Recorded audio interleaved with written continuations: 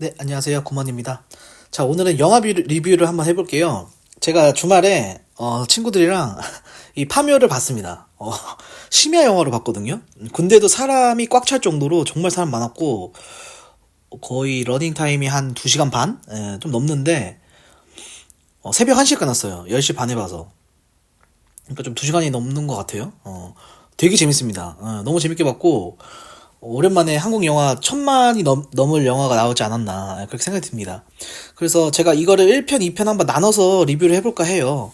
첫 번째는 이 영화 리뷰고 두 번째는 이 기독교인으로서 이 파묘를 통해서 본 어떤 귀신의 존재 그런 거에 대해서 한번 설명을 드려보려고 제가 영화 리뷰를 급하게 만들어서 올려드리려고 만들어봤습니다. 이거 보니까 실화예요. 실화라서 제가 그것까지 다 말씀드릴게요. 무조건 보시길 제가 추천드려요. 재밌습니다. 무서워요. 일단 등장인물을 보면은 이렇게 이 의뢰인분이 있어요. 이 의뢰인분이 이 김고은 씨 이 무당팀인 김고은 씨하고 이도현 씨한테 의뢰를 해요. 의뢰를 하고 그 다음에 이 무당팀 김고은 씨가 이제 최민식 씨한테 풍수팀인 최민식 씨한테 같이 일을 해보자 해가지고 꼬십니다. 그래서 일을 하게 되는데 되게 스토리가 빨리빨리 지나가요. 이 의뢰인분이 되게 부자로 나와요. 부동산 부자라고 이제 LA에 거주하시는 걸로 나오는데 자기가 아이를 낳는데 그 아이가 원인 모를 병에 걸려서 굉장히 힘들어해요. 죽을 위기에 막 처하고 원인을 모르니까 이제 이런 무당을 부른 것 같아요. 그래서 김고은 씨를 불러서 의뢰를 한다. 근데 김고은 씨가 묘바람이다. 딱 보니까 묘바람인 것 같네. 이제 이렇게 말씀을 해요. 그래서 이 직관인 이 풍수지리사인 최민식 씨를 의뢰를 해서 같이 일을 하자고 합니다. 그리고 유해진 씨는 장의사로 나와요. 교회 장로님으로도 나오거든요. 이거 조금 불편하더라고요. 그랬는데 전체적인 이야기가 이 두 귀신이 등장을 합니다. 그래서 첫 번째 귀신을 제거하고 영화가 끝나는 것 같아서 되게 뭐 이렇게 빨리 끝나나? 이렇게 싶은데 아니에요. 두 번째 귀신이 또 등장해요. 그래서 되게 재밌다. 되게 재밌고 이 첫 번째는 이제 할배 귀신이거든요. 할배 귀신인데 이 묘바람이라 그래가지고 이제 묘자리가 문제다. 그래서 그거를 의뢰인 할아버지의 관리되지 않는 묘를 보러 갑니다. 그때는 이 곡성이 있거든요. 곡성이래. 고성. 고성, 강원도 고성에 있는데 굉장히 기운이 음산한 산이에요. 그래서 이 묘를 이름도 없는 묘고 비석도 다 이렇게 오래돼서 그런지 이제 관리가 전혀 되지 않았다. 그래서 이름이 이제 없다. 그래서 최민식이 이 의뢰인인 장손한테 뭐라고 합니다. 이거는 악지 중에 악지고, 이거 힘들 것 같다. 거절을 해요. 그래서, 힘들 것 같고, 우리한테 뭐 속이는 거 있냐? 그때 속이는 거 없다. 그렇게 얘기를 오가다가, 이제, 김고은이 발끈합니다. 김고은이 발끈해서, 막 꼰대랑 일하기 힘들다. 이러면서 설득을 해요. 그러면은, 파묘랑 굿을 같이 한번 해보자. 그러면 좀 괜찮지 않냐. 원래 같이 하는 경우가 없나 봐요. 그래서 그걸 같이 해보자고 해서 설득을 합니다. 그래서 되게 빠르게 우리가 다 예고편에서 봤던 이 김고은 씨의 무당 연기, 굿하는 연기가 나와요.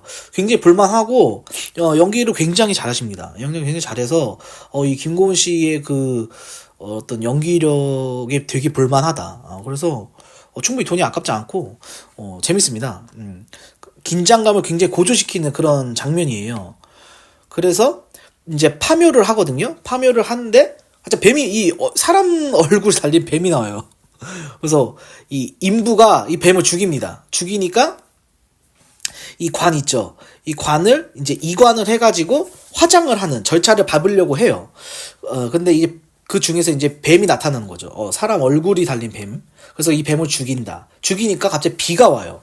비가 와가지고 비가 오면은 뭐 화장을 하면 안 된다. 뭐 이런 어떤 그런 절차가 있나 봐요. 그래서 인근 병원에다가 하루를 안착해서 비가 그치면 화장을 하자. 이제 이렇게 되거든요.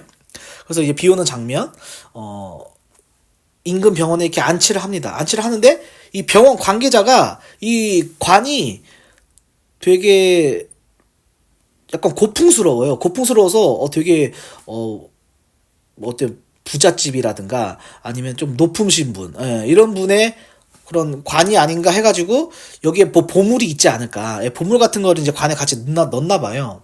그런 거를 이제 가져가고 싶어가지고 이 관을 열어버립니다.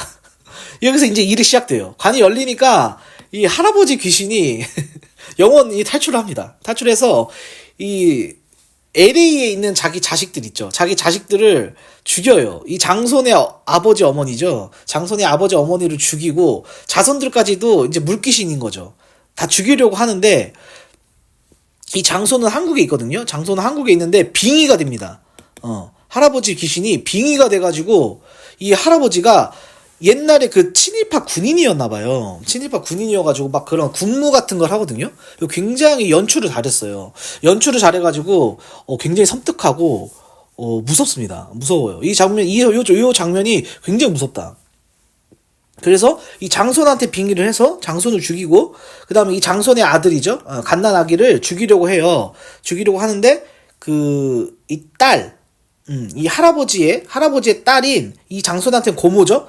고모님이 이제 되게 노인이신데 이 고모님이 동의를 합니다. 화장해야 된다고. 최민식이 이걸 막으려고 화장을 빨리 하자 그래요. 그런데 이제 딸이 동의를 해야, 유가족이 동의를 해야 화장을 할 수 있기 때문에 화장을 하고 할배 귀신은 소멸이 됩니다. 그래서 이 유해진이 화장하는 장면을 보는 그런 장면인데 굉장히 연출을 잘해가지고 무섭습니다. 그리고 긴박하게 흘러가기 때문에 시간 가는 줄 몰라요. 영화 보는 내내. 그래서 이거 끝나고 이제 영화가 거의 끝나는 줄 알았거든요. 끝나는 줄 알았는데 아니다. 갑자기 그 파묘했던 인부, 그 사람 얼굴 달린 뱀 있죠. 뱀을 죽인 그 파묘 인부가 동티를 당해요. 동티가 뭐냐면 금기된 행위를 했을 때 귀신이 노에서 받는 재앙이다. 처음 들어요, 동티. 보통 동티하면 막 동티모르밖에 생각이 안 나잖아요. 그런데 이런 말이 있더라고요, 동티. 그래서 두 번째 귀신이 등장하는 이제 시작합니다. 그래서 이게 뭐지 싶어서 이 묘 인근, 파묘했던 묘 인근의 사찰인 보국사로 최민식이 원인을 조사하러 가요. 그래서 거기서 이런저런 얘기를 듣거든요. 그런데 뭔가 느낌이 와서 다시 혼자 파묘를 하러 갑니다. 묘를 다시 파요. 그랬더니 이렇게 일자로, 우리 보통 묘는 누워놓잖아요. 눕혀놓는데 일자로 박혀있는 묘가 있는 거예요. 그리고 여기에 막 철새 같은 거로, 쇠청쌀 같은 걸로 막 봉인이 돼 있거든요. 그래서 봉인된 관을 발견해서 이거를 이장합니다. 빼요. 사람들을 설득해서 김고은이랑 이도현, 그 다음에 유해진 설득해서 관을 빼서 보국사에다가 안치를 시켜놔요. 안치를 시켜놓는데 여기 막 찰쌀가루 이렇게 발라가지고 이 괴물이 못 깨어나게 막아놓거든요. 근데 이 임진왜란 때 그런 쇼군, 거인 장군이 깨어납니다. 갑자기 장르가 호러물, 약간 오컬트물에서 굉장히 무섭게 바뀌어요. 괴물 같은 걸로. 장르가 갑자기 변합니다. 그래서 이 보국사에 스님이 계시는데 스님을 죽이고 돼지 간을 파먹어요. 근데 절에서 절 주변에 있는 아마 돼지 떼겠죠?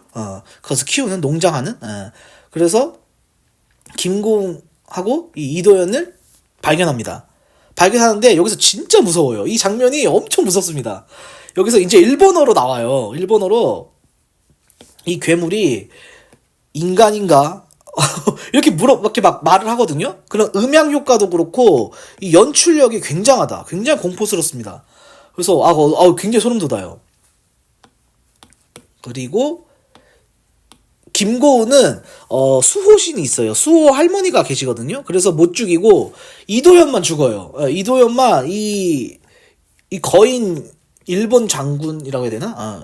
거인 일본 장군 귀신이 이도현을 죽이려고 옆구리를 찌르는데 죽진 않거든요. 그리고 도깨비불로 사라집니다. 도깨비불로 하늘로 이렇게 막 빙글빙글 돌다가 사라지거든요. 그 사라지는 장면을 이렇게 세 사람이 목격을 해서 넋이 나가요. 그리고 다시 산으로 가서 이 괴물을 퇴치하려고 셋이 합동해가지고 산으로 다시 갑니다.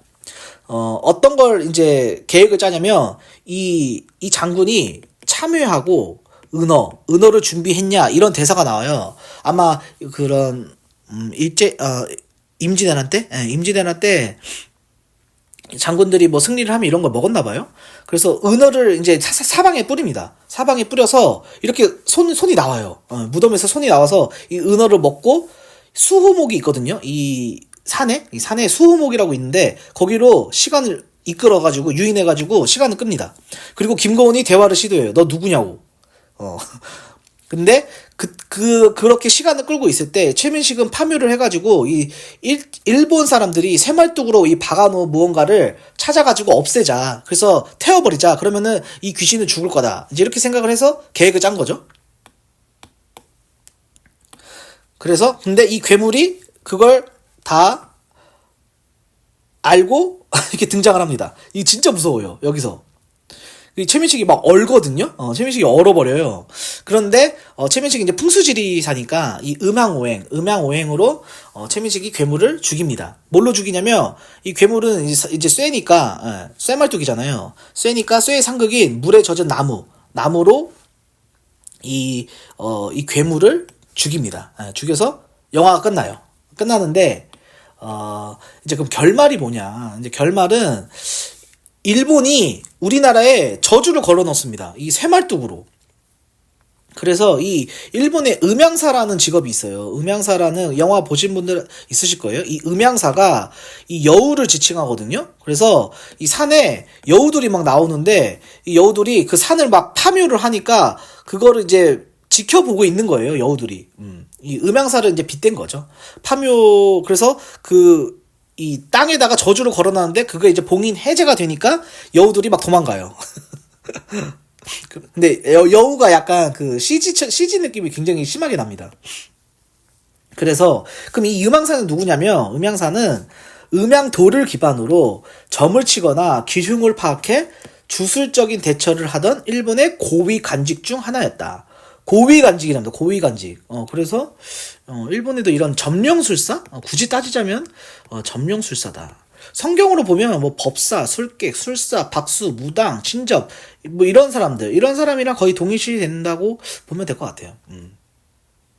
그래서 결말이 뭐냐면 이 일본 음양사가 일제시대 때 이 임진왜란 장군 그때 당시 이제 그 쇼군이라고 하는 임진왜란 장군을 박제를 해가지고 이 우리나라를 보통 호랑이로 비유하잖아요. 호랑이로 비유하던 우리나라의 척추 위치에 해당하는 이 고성군 산기슭, 그래서 막 경도 위도 이런 거 나오거든요.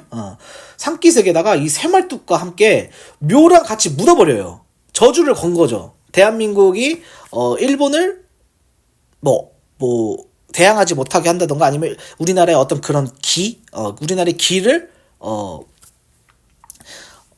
발산하지 못하게 저주를 거는 건데, 근데 이거를 이제 파묘를 할까봐 파묘를 못하게 이 의뢰인의 할아버지인 친일파 고위 관리직이었던 그런 군인을 같이 할아버지 관을 같이 묻어가지고 지켰대요. 일제 그런 군인들이 그걸 지키고 있었는데, 아무래도 고위 관리직이다 보니까 이제 보물을 같이 묻지 않았냐. 그래서 이 군인들이 지키고 있던 거 아니냐. 이제 그런 소문이 돌았나 봐요.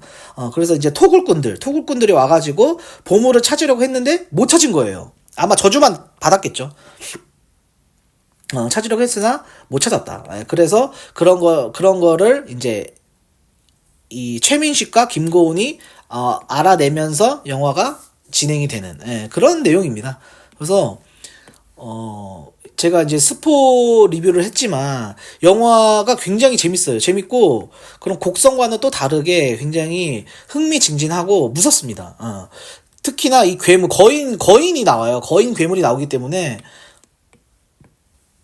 성경에서 좀 많이 착안을 한 게 아닌가 싶고, 이제 거인으로 합치자면 성경에는 네피림이라고 나오거든요. 뭐, 우리가 흔히 알고 있는 골리앗, 다 네피림이에요. 네피림이라서 그런 거를 좀 착안해서 연출하지 않았나 싶고, 이게 실화입니다. 저도 몰랐는데 이 기사를 찾아보니까 일제가 박아놓은 쇠말뚝, 이순신 장군에 대한 원한인가? 그래서 보면은 일본이 1910년 이후에 이제 일제시대죠. 일제시대 때 조선에 와서 깜짝 놀란 부분이 이 명당, 풍수지리에 대한 문화였다. 일본은 다 화장을 한답니다. 예, 화장을 하고 매장 문화가 없대요. 근데 우리나라에는 이 매장 문화가 있으니까 이 명당을 찾아서 매장을 하는, 예, 이제 그런 거를 보고, 조선 사람들 참 신기하네, 특이하네, 이제 이런 거에 대해서 공부를 한 거예요. 한국의 풍수신앙을. 그래서 일본 사람들이 이 한국인의 심리를 억압하자. 그래가지고 우리나라 지도를 딱 펼쳐놓고 그런 혈자리들에다가 이 쇠말뚝을 박았다고 합니다.